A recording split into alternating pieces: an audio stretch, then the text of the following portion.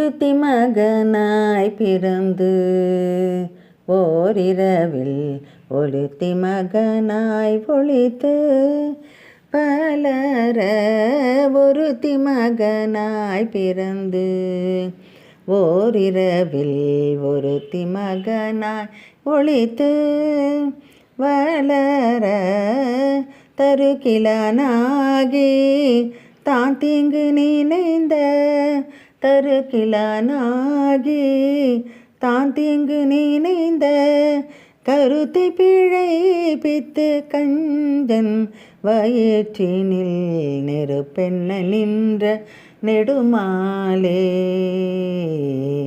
நெருப்பென்ன நின்ற நெடுமாலே உன்னை அறுத்தித்து வந்தோம் பறை தருதியாகில் திருத்தக்க செல்வமும் சேவகமும் யாம் பாடி திருத்தக்க செல்வமும் சேவகமும் யாம் பாடி வருத்தமும் தீர்ந்து மகிழ்ந்தேலோரெம்பாவாய் ஒருத்தி மகனாய் பிறந்து.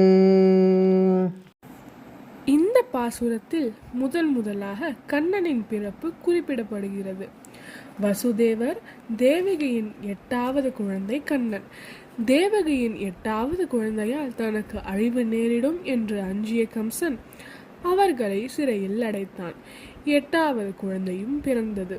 கம்சனுக்கு தெரியாமல் காவலர்கள் துயில ஒரு கூடையில் வைத்து யமுனையை கடந்து கோகுலத்தில் உறங்கிக் கொண்டிருந்த யசோதையின் பக்கத்தில் அந்த குழந்தையை சேர்த்துவிட்டு யசோதைக்கு பிறந்த பெண் குழந்தையுடன் சிறைசாலைக்கு திரும்பினார் வசுதேவர். இறைவனின் யோக மாயையால் 2 இடங்களிலும் அனைவரும் உறங்கி கிடந்தனர். யசோதை மகனாக கண்ணன் வளர்ந்தான்.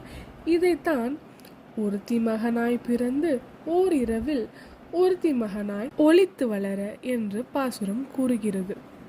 கம்சனோ கல் நெஞ்சக்காரன். வசுதேவர் யது வம்சத்தை சேர்ந்தவர் என்பதால் அந்த வம்சத்தினரையே மிகவும் கொடுமைப்படுத்தினார். தனக்கு யமனாக பிறந்துள்ள குழந்தையை தேடி பல அசுரர்களை அனுப்பினான்.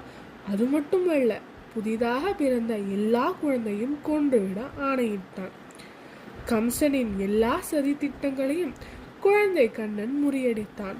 பால் கொடுத்து கொள்ள வந்த பூதனை, சக்கரவண்டியாக வந்த சகடாசுரன், பேய் காற்றாக வந்த திருநாவர்தன், கன்றாக வந்த வர்த்தாசுரன், கொக்கு போல் வந்த பகாசுரன், மலைப்பாம்பாக வந்த அகாசுரன், கவிதை போல வந்த தெனுகாசுரன் என்று அனைவரையும் அழித்தவன்.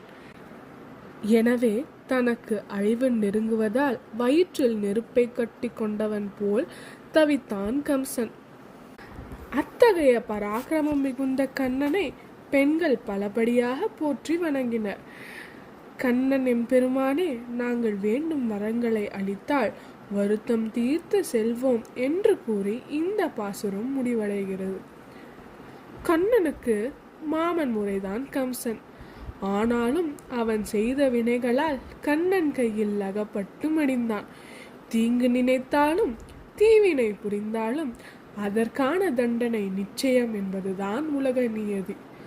ஆண்டாள் திருவடிகளே சரணம்.